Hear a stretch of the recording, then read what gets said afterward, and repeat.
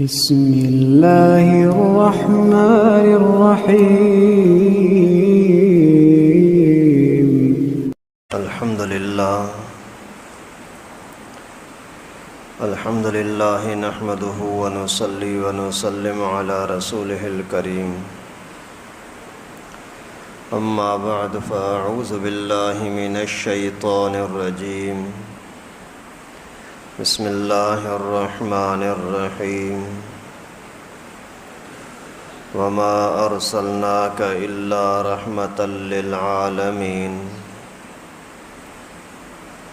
وقد قال النبی صلی اللہ علیہ وسلم انما بعثت لأتمم مکارم الاخلاق وقد قال علیہ الصلاة والسلام انما بعثت معلما صدق اللہ وصدق رسولہ النبی الکریم ونحن على ذلك لمن الشاہدین والشاکرین والحمد للہ رب العالمین۔ عزیزان گرامی، ربیع الاول کا مہینہ چل رہا ہے۔ اسی مہینے میں رسول اللہ صلی اللہ علیہ وسلم کی ولادت بھی ہوئی ہے، وفات بھی ہوئی ہے۔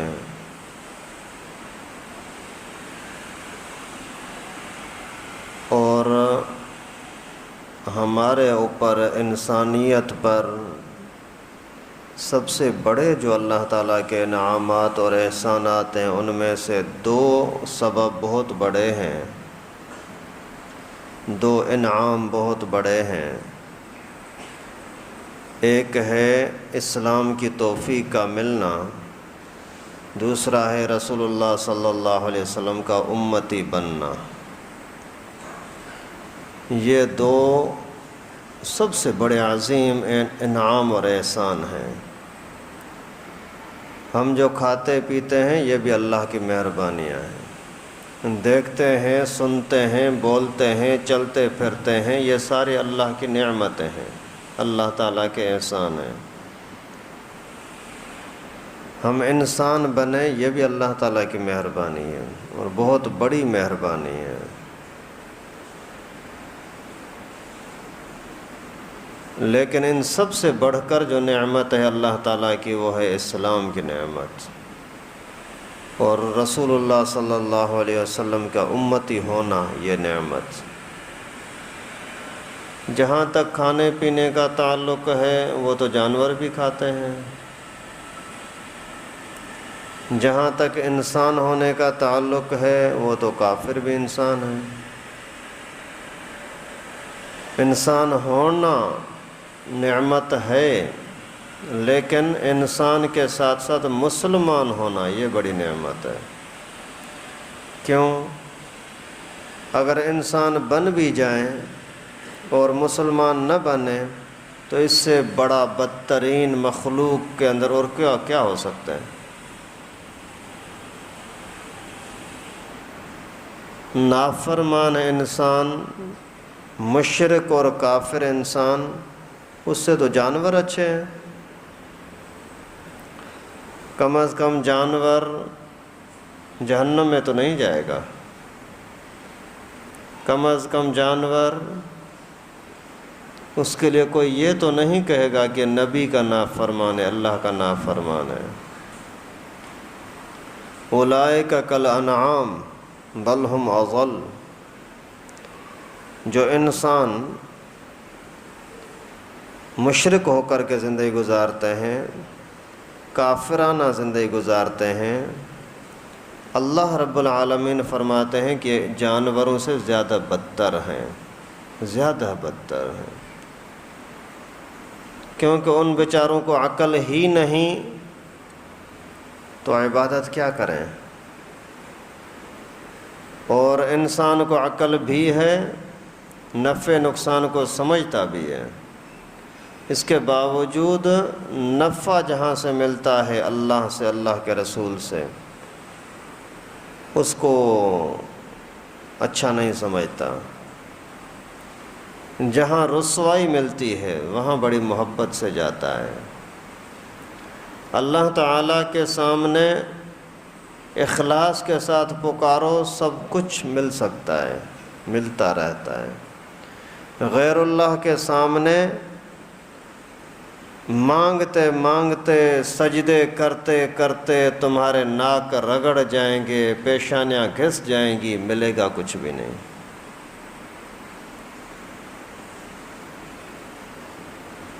تو اللہ تعالیٰ کا بہت بڑا انعام اور احسان یہ ملا کہ اللہ تعالیٰ نے مسلمان بنایا، اسلام کی نعمت عطا کی۔ الیوم اکملت لکم دینکم واتممت علیکم نعمتی ورضیت لکم الاسلام دینا۔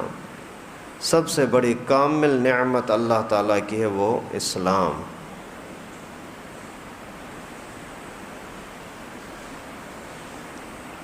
جو نعمتیں ملی ہیں ان کی قدر کرو گے تو وہ فائدہ میں بھی رہیں گی اور باقی بھی رہیں گی۔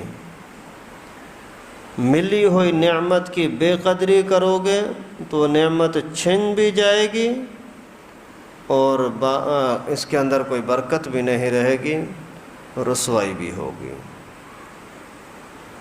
دنیا کے لحاظ سے کوئی نعمت آپ کو ملے، پیسہ اللہ تعالیٰ نے دیا، اسی پیسے میں آپ نے نافرمانی کی، پیسہ تو جائے گا، عذاب الگ سے آئے گا۔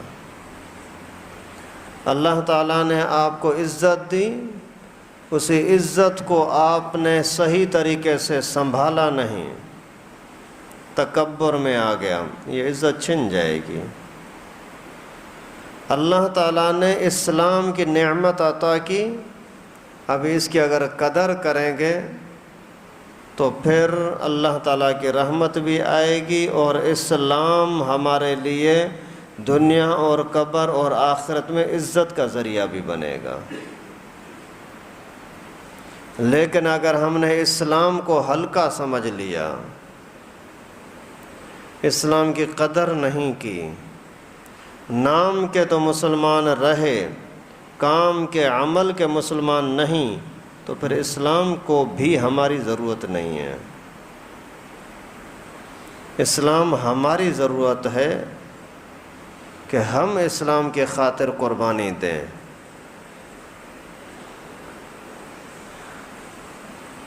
اور دوسری بڑی نعمت رسول اللہ صلی اللہ علیہ وسلم کا امتی بننا، یہ اللہ تعالیٰ کی بڑی مہربانی۔ پہلے والے ہر امتی کو کسی نہ کسی اور نبی کا کلمہ ملا، لا الہ الا اللہ ابراہیم خلیل اللہ، لا الہ الا اللہ اسماعیل ذبیح اللہ، لا الہ الا اللہ آدم صفی اللہ، لا الہ الا اللہ نوح نجی اللہ، لا الہ الا اللہ موسیٰ کلیم اللہ، لا الہ الا اللہ عیسیٰ روح اللہ۔ لیکن ہمیں جو نام ملا ہے، جو کلمہ ملا ہے، لا الہ الا اللہ محمد الرسول اللہ۔ وہ بھی اللہ کے پیارے تھے، وہ بھی اللہ کے محبوب بندے تھے، لیکن جنت کے دروازے پر ان کا نام نہیں، ہمارے نبی کا نام ہے۔ اور رسول اللہ صلی اللہ علیہ وسلم رحمت للعالمین ہیں، سب جہان والوں کے لیے رحمت۔ اس زمانے کے لوگوں کے لیے بھی، آج کے زمانے کے لوگوں کے لیے بھی، مردوں کے لیے بھی تو عورتوں کے لیے بھی، بچوں کے لیے بھی تو بڑوں کے لیے بھی، سب کے لیے رحمت۔ انسانوں کے لیے بھی، جانوروں کے لیے بھی رحمت ہے۔ انسان جانور تو انسان جانور، لیکن فرشتوں کے لیے بھی اللہ کے نبی رحمت، جنات کے لیے بھی رسول اللہ صلی اللہ علیہ وسلم رحمت، یہاں تک اسی دنیا کے کائنات کے ذرے ذرے کے لیے رسول اللہ صلی اللہ علیہ وسلم رحمت ہے۔ لا تقوم الساعة حتى يقال في الارض اللہ اللہ، جب تک اللہ کا نام باقی رہے گا تب تک قیامت نہیں آئے گی۔ اللہ کا تعارف کرانے والا رسول اللہ صلی اللہ علیہ وسلم، یعنی ابھی جو دنیا قائم ہے، ابھی تک قیامت نہیں آ رہی، بہت بڑا زلزلہ، بڑا دھماکہ، بھونچال نہیں آ رہا، یہ رسول اللہ صلی اللہ علیہ وسلم کے صدقے۔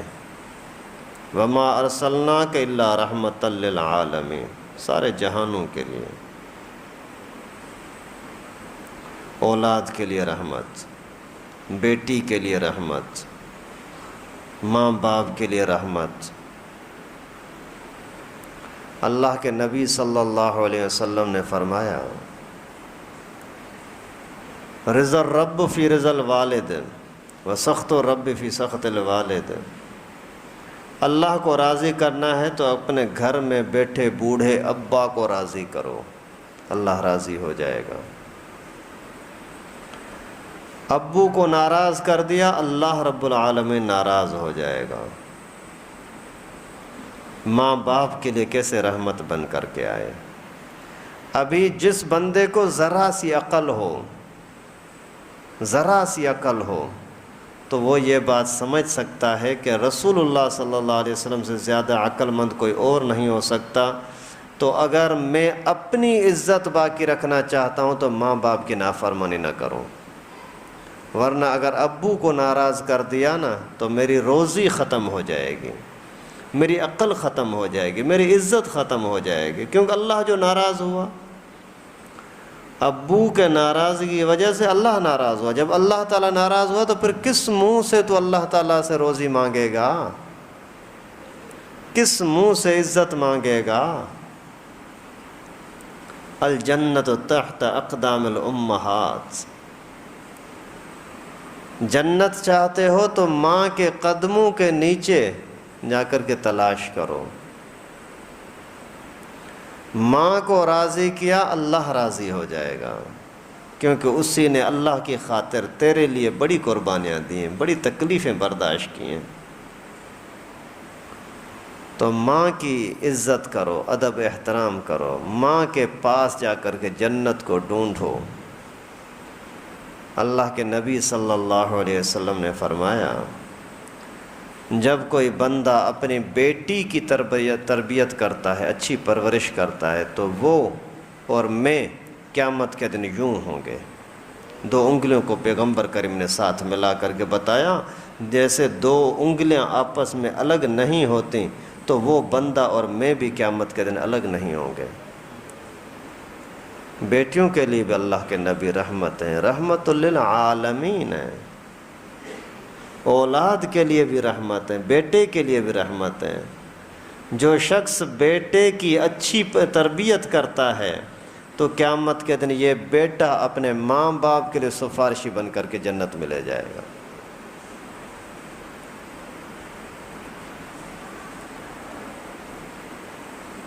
بیوی کے لیے رحمت، شوہر کے لیے رحمت، شوہر کے لیے رحمت۔ اللہ کے نبی صلی اللہ علیہ وسلم فرماتے ہیں، اگر کسی اللہ کے سوا کسی اور کو سجدہ کرنے کی اجازت ہوتی تو میں بیوی کو حکم کرتا کہ شوہر کو سجدہ کرے۔ ان چیزوں کو آدمی تھوڑا سا اپنے ماحول کے اعتبار سے سوچے۔ اللہ کے نبی صلی اللہ علیہ وسلم ہمیں اللہ تعالیٰ کے ساتھ تعلق کو سکھا رہے ہیں کہ کس طرح تعلق ہوگا، اللہ تعالیٰ کی ناراضگی سے کیسے بچ سکو گے، یہ مقصد ہے پیغمبر کریم کا۔ جہنم سے کیسے بچ سکو گے، عذاب سے کیسے بچ سکو گے، لیکن وہی رسول اللہ صلی اللہ علیہ وسلم ہمیں گھر کے معاملات بھی سکھا رہے ہیں۔ گھر میں کس طریقے سے رہو، میاں بیوی ہیں، اکیلے گھر میں رہ رہے ہیں، کون کس پر کیا ظلم کر رہا ہے اور تو کسی کو پتہ نہیں ہے، لیکن یہ تو یقین ہے نا کہ اللہ دیکھ رہا ہے، ہم اللہ ہی کے ہاتھ میں ہیں۔ اللہ تعالیٰ نے چاہا تو ہمارے لیے زمین کو تنگ کر دے گا، چاہا تو ہمارے لیے زمین کو کشادہ کر دے گا، آپ اگر اپنے میاں بیوی تعلقات کے اندر دین کو سامنے رکھو گے تو اللہ تعالیٰ تمہارے گھر کو، تمہاری زندگی کو بابرکت بنا دیں گے۔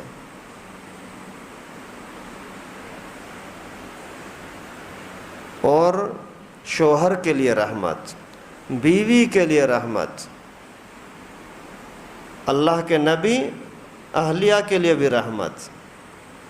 فرماتے ہیں خیرکم خیرکم لأہلہ وأنا خیرکم الی اہلی، تم میں سے اچھا وہ ہے جو اپنے گھر والوں کے ساتھ اچھا چلے، میں اپنے گھر والوں کے ساتھ سب سے زیادہ اچھا چلنے والا ہوں۔ اللہ کے نبی رحمت ہیں، جانوروں کے لیے رحمت، پرندوں کے لیے رحمت۔ ہرن نے شکایت کی، ہرن مادہ ہرنی، اے اللہ کے رسول مجھے شکاری نے شکار کیا ہے، میرے بچے دودھ پلانے کا وقت ہوا ہے، مجھے چھڑائیں کہ میں دودھ پلا کے آؤں۔ اللہ کے نبی صلی اللہ علیہ وسلم نے ہرن کی شکایت کو بھی نظر انداز نہیں کیا۔ یہ نہیں کہ پتہ نہیں مانے گا نہیں مانے گا، چھوڑو تیری بات میں نہیں کرتا آگے۔ اسی شکاری سے سفارش کی اور اسی کو اجازت دلائی، جا کر کے دودھ پلا کر کے پھر واپس آئی۔ اور پھر وہ حیران ہو کر کے اس شکاری نے آزاد کر دیا کہ جو جانور اللہ کے نبی کا اتنا ادب احترام کرتے ہیں تو میں کیوں نہیں۔ جانوروں کے لیے رحمت۔ آج ہم اگر کسی اچھے خاصے سنجیدہ آدمی کو کوئی شکایت کرتے ہیں، یار وہ بندہ میرے اوپر ظلم کر رہا ہے، ظلم سے جان چھڑانے کے لیے میری تھوڑی مدد کر، نہیں یار پتہ نہیں میری مانے نہ مانے۔ اللہ کے بندے تو اپنے طاقت کے حساب سے بات چلا تو صحیح، بات آگے ڈال تو صحیح، نتیجہ تیرے ہاتھ میں تو نہیں، نتیجہ تو اللہ کے ہاتھ میں ہے نا۔ ابو جہل رسول اللہ صلی اللہ علیہ وسلم کے خون کا پیاسا تھا، ہر وقت قتل کی کوشش میں ہوتا تھا کہ نبی پاک کو مروا دوں، نعوذ باللہ۔ ایسے عالم کے اندر ایک شخص آیا ابو جہل کی طرف، قرضہ ہے کوئی مجھے لے کر دے۔ سارے بولتے ہیں وہ تو سردار ہے، کون اس سے بات کرے گا؟ نہیں بھائی ہمارا رشتہ خراب ہو جائے گا، میں اس کی نظروں میں گر جاؤں گا کہ تو کون ہوتا ہے بولنے والا۔ کسی نے مذاق اڑانے کے لیے بولا کہ وہ شخص سامنے بیٹھا ہوا ہے نا، رسول اللہ صلی اللہ علیہ وسلم کی طرف اشارہ کیا، اسی کو جا کر کے بول وہ تجھے قرضہ لے کر دے گا۔ مذاق اڑانا چاہ رہا تھا۔ وہ بندہ مجبور تھا، مظلوم تھا، آ کر کے اللہ کے نبی کے سامنے عرض کیا، اے اللہ کے رسول میرا قرضہ ہے اس سردار کے اوپر، ابو جہل پر، مجھے دلا دے۔ چلو اسی ٹائم پر پیغمبر کریم صلی اللہ علیہ وسلم اس کے ساتھ چل پڑے۔ یہ نہیں فرمایا کہ نہیں وہ تو میرا دشمن ہے، میرا مخالف ہے، بات نہیں مانے گا، نہیں، چل پڑے۔ اور جیسے ہی ابو جہل کے سامنے آئے اور بات فرمائی کہ اس کا قرضہ دے دو، کہتا ہے حاضر، گیا گھر میں جا کر قرضہ دے دیا۔ اور وہ کافر مشرک جو مذاق اڑانے کے لیے یہ تماشا دیکھنا چاہ رہے تھے، وہ پیچھے پیچھے دیکھ رہے ہیں کہ ابھی دیکھتے ہیں کیا ہوتا ہے۔ نبی پاک تو ابو جہل کے گھر کے پاس آ گیا، ابھی تو اس کی خیر نہیں ہے۔ پھر جب اس نے قرضہ دے دیا تو پھر وہی فتنے باز ہمیشہ فتنہ مچاتے ہیں نا، جیسے یہاں بھی ایسا ہوتا ہے، جب کہیں صلح ہوتا ہے نا تو کوئی نہ کوئی منافق بیچ میں آ جاتا ہے، ارے چھوڑو تیرے لیے یہ بولتا تھا، یہ بولتا تھا، تو اسی کو کوئی اس کے ساتھ صلح کرے گا۔ یہ ہوتے ہیں پرلے درجے کے اللہ کے دشمن، منافق۔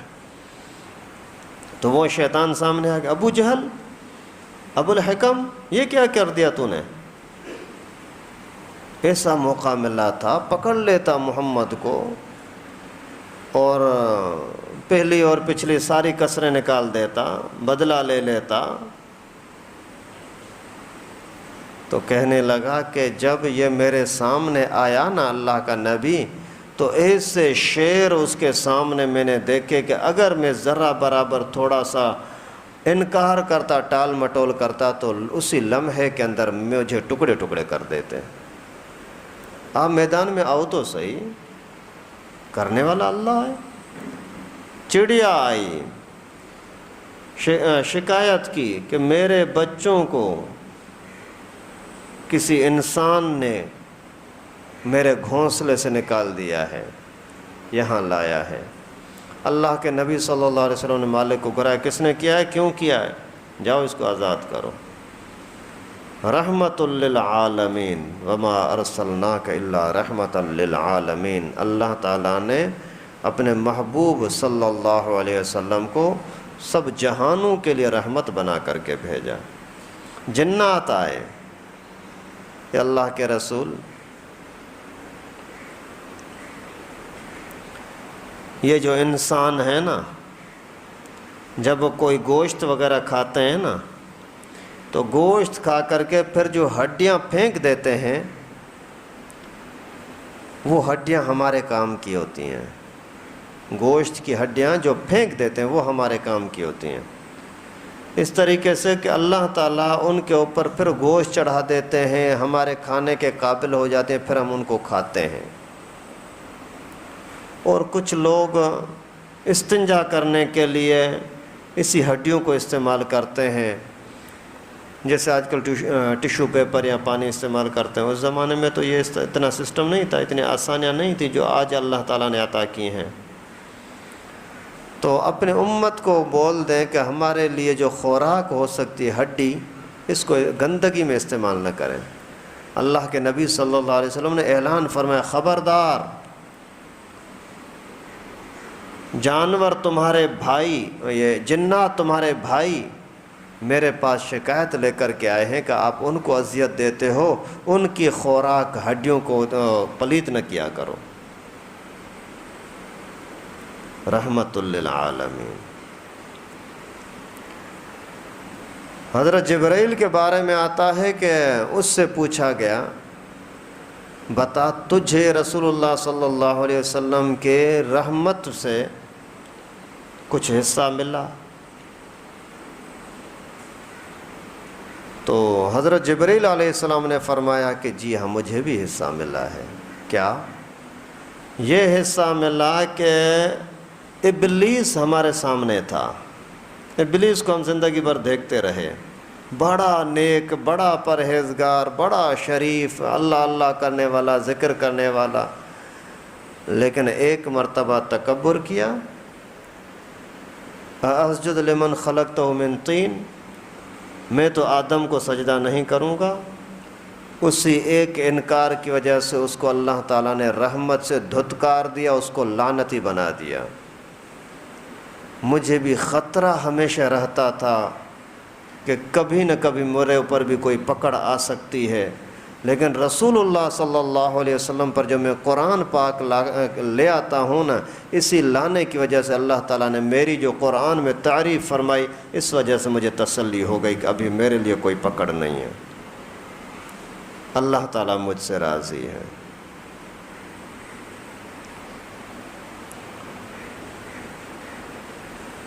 رحمت للعالمین، وہ رحمت للعالمین اللہ تعالیٰ نے ہمیں عطا فرمایا اور ہمارے مطالبے کے بغیر عطا فرمایا، اور امت کے ساتھ بڑی محبت رکھنے والا رسول۔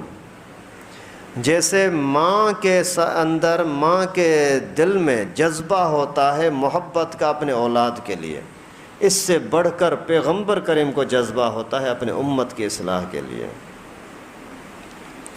ماں کے دل میں اتنی محبت نہیں ہوتی کہ میرا بچہ خوش رہے، لیکن اللہ کے نبی کے دل میں اس سے زیادہ محبت ہوتی ہے کہ میرے سارے امتی خوش رہیں۔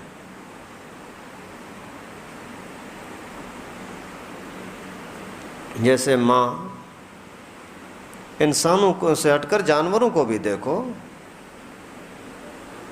جب کتیا کے بچے ہوتے ہیں کسی جگہ پر، اس نے اگر بچوں کو بٹھا دیا تو وہ باہر بیٹھی رہتی ہے، کوئی بچہ، کوئی بھی آنے جانے والا بندہ اگر گزرتا ہے، اگر وہ خوف محسوس کرتی ہے کہ شاید میری طرف آ رہا ہے، تو لڑنے کے لیے تیار ہو جاتی ہے، کاٹنے کے لیے تیار ہو جاتی ہے، کیونکہ یہاں میرے بچے ہیں، بچوں کو کوئی نقصان نہ ہو جائے۔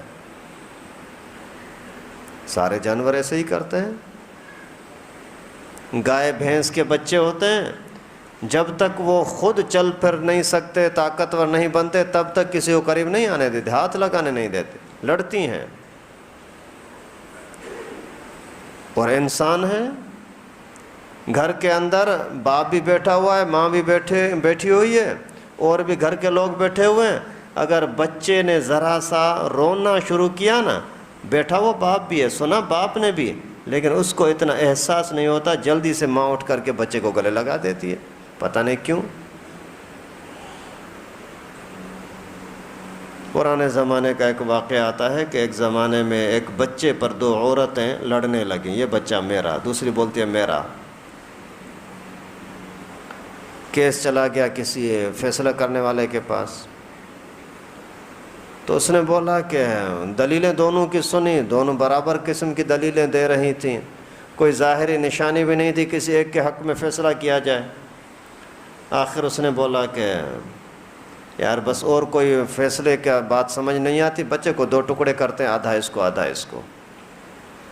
تو جو حقیقی ماں نہیں تھی، اس نے بولا ٹھیک ہے، صحیح ہے، میں راضی ہوں اس پر۔ لیکن جو حقیقی ماں تھی، اس نے بولا نہیں نہیں، بس یہ بچہ اس کو دے دو، اس کا ہے، میرا نہیں ہے۔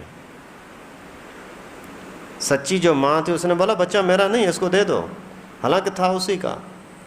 کیوں؟ اس لیے کہ کم از کم میرے آنکھوں کے سامنے بچہ کٹے گا تو نہیں، میرے پاس نہ ہوگا، زندہ تو ہوگا۔ تو یہ ماں کی ممتا ہوتی ہے، ماں کی محبت ہوتی ہے۔ لیکن اللہ کے نبی صلی اللہ علیہ وسلم کی محبت اس سے بھی زیادہ ہے۔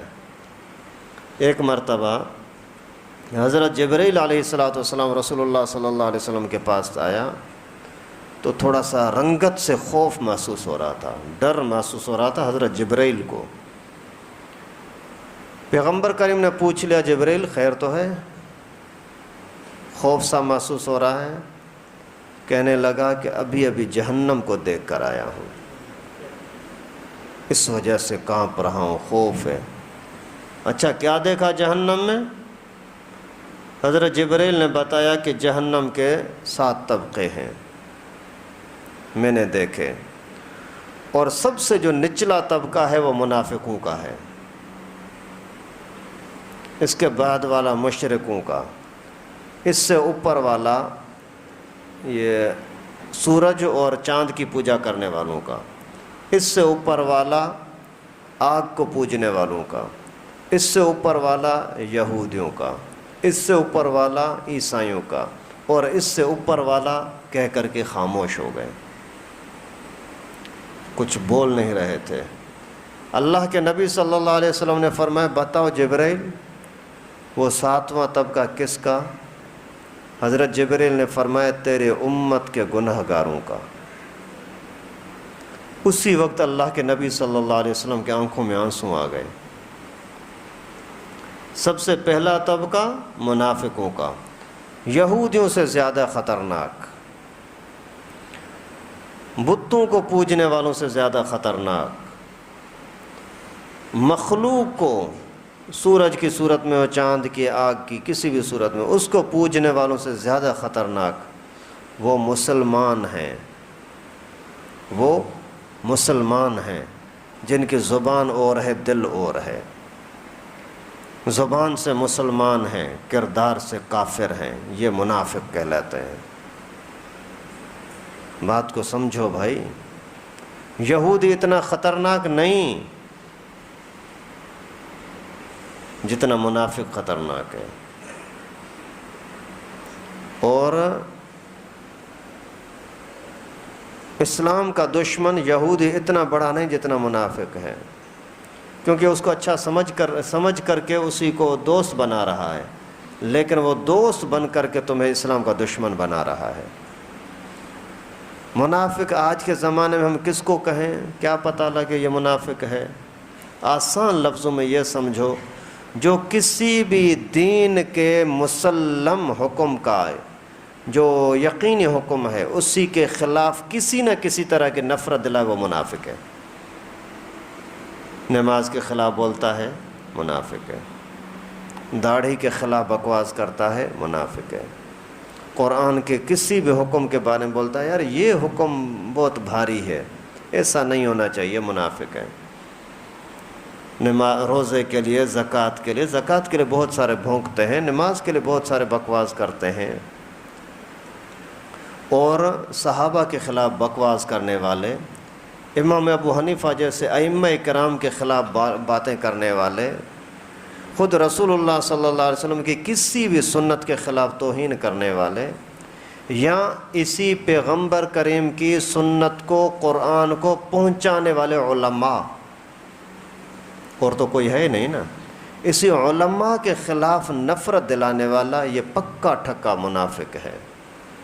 کوئی لوگ جان بوجھ کر کے اس طرح کی حرکتیں کرتے ہیں، کچھ بے سمجھی میں کرتے ہیں، لیکن جب سزا آتی ہو تو برابر آتی ہے۔ زہر آدمی جان بوجھ کر کے کھائے گا تو بھی نقصان دہ، غلطی سے کھائے گا تو بھی نقصان دہ۔ اسی طریقے سے دین کی بنیادی چیزوں کے خلاف جو بھی جان بوجھ کر کے بکواس کرے تو بھی منافق، بے سمجھی میں کرے تو بھی منافق، سزا وہی ملے گی۔ تو اللہ کے نبی صلی اللہ علیہ وسلم نے جب یہ سنا کہ ایک طبقہ جہنم کا میری امت کے گناہ گاروں کے لیے، مجرموں کے لیے ہے، تو آنکھوں میں آنسو آ گئے۔ حدیث شریف میں آتا ہے کہ اسی ٹائم پر اللہ کے نبی صلی اللہ علیہ وسلم جیسے جبرائیل سے ملاقات سے فارغ ہو گئے تو چلے گئے کمرے کے اندر، حجرے میں، اور روتے رہے۔ جیسے نماز کا ٹائم ہوتا، نماز کے لیے تشریف لاتے، نماز پڑھاتے، کسی کے ساتھ بات نہیں کرتے، آنکھیں یہ رونے والی محسوس ہو رہی ہیں، پھر گھر اسی حجرے میں چلے جاتے۔ پھر دوسری نماز کا ٹائم ہوا، نماز پڑھائی، پھر چلے گئے۔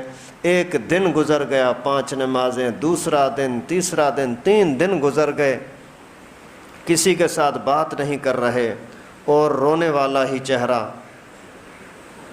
حضرت ابو بکر صدیق رضی اللہ تعالیٰ عنہ پیغمبر کریم کا یہ انداز برداشت نہیں کر سکتے۔ کیا ہوا ہے اللہ کے نبی کو، کس پر ناراض ہیں، کیا بات ہے؟ جا کر ایک مرتبہ دروازے پر کھڑے ہو کر کے سلام کیا، السلام علیکم، اے اللہ کے رسول آپ پر سلام۔ جواب نہیں آیا، اور زیادہ پریشان ہوئے۔ حضرت عمر سے جا کر کے فرمایا، عمر آپ دیکھتے نہیں ہو اللہ کے نبی کسی سے بات بھی نہیں کرتے، پتہ نہیں کیا تکلیف ہے، کیا ناراضگی ہے، مسئلہ کیا ہے، آپ جاؤ۔ حضرت عمر فاروق رضی اللہ تعالیٰ عنہ نے جا کر کے سلام کیا، جواب نہیں ملا۔ جیسے حضرت عمر واپس آنے لگے تو دیکھا کہ حضرت سلمان فارسی وہ نظر آئے۔ اسی کو حضرت عمر نے فرمایا کہ تیرے ساتھ پیغمبر کریم کا بہت زیادہ پیار ہے، اللہ کے نبی نے فرمایا کہ سلمان تو ہمارا گھر کا بندہ ہے، آپ جائیں۔ حضرت سلمان فارسی گئے، سلام کیا، جواب نہیں آیا، اور زیادہ پریشانی۔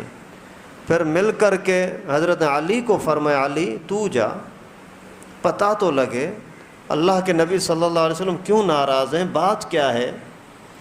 حضرت علی رضی اللہ تعالیٰ عنہ نے فرمایا کہ میں خود جاؤں، اس سے اچھا ہے میں اپنی اہلیہ کو، نبی پاک کی پیاری لاڈلی بیٹی فاطمہ کو بھیجتا ہوں۔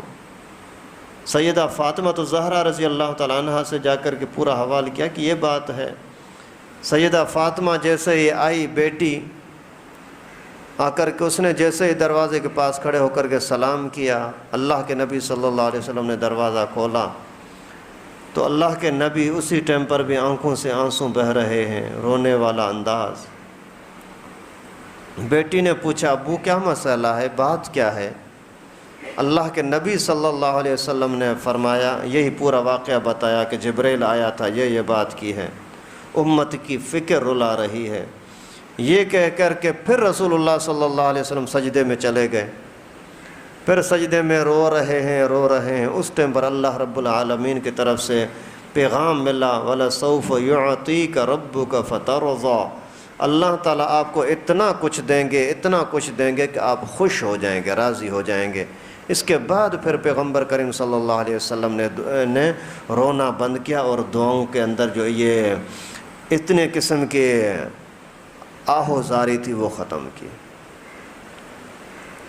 اللہ کے نبی صلی اللہ علیہ وسلم امت کے لیے کتنا فکر مند ہیں، اور امت ہے کوئی پرواہ ہی نہیں ہے۔ پیغمبر کریم صلی اللہ علیہ وسلم کے سنتوں کا مذاق اڑانے لگے۔ ایک گھٹیا سے گھٹیا آدمی جو دنیا کے اعتبار سے گندا، دینی لحاظ سے گندا، اپنے معاشرے کے اندر اس کی کوئی حیثیت نہ ہو، یا شیطان جیسا خبیث، ان کی باتیں، ان کے طریقے ہمیں اچھے لگتے ہیں، اللہ کے نبی صلی اللہ علیہ وسلم کی سنتیں اچھی نہیں لگتی۔ وما ارسلناک الا رحمۃ للعالمین، اللہ کے نبی رحمت بن کر کے آئے ہیں۔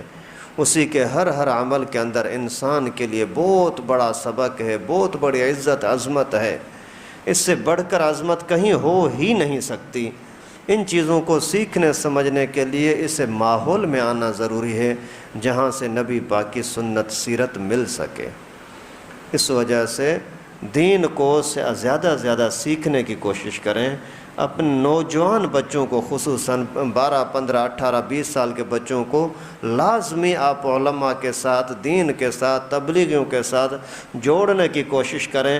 اللہ نہ کرے یہ بچے آپ کے لیے بھی سر درد بن جائیں اور اپنی بھی دنیا اور آخرت برباد کر بیٹھیں۔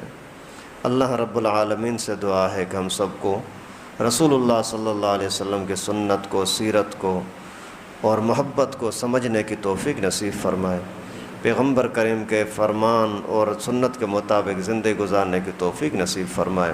وآخر دعوانا ان الحمدللہ رب۔ لائک کریں ہمارے چینل کو اور سبسکرائب کریں اور بیل آئیکن کو دبانا نہ بھولیں۔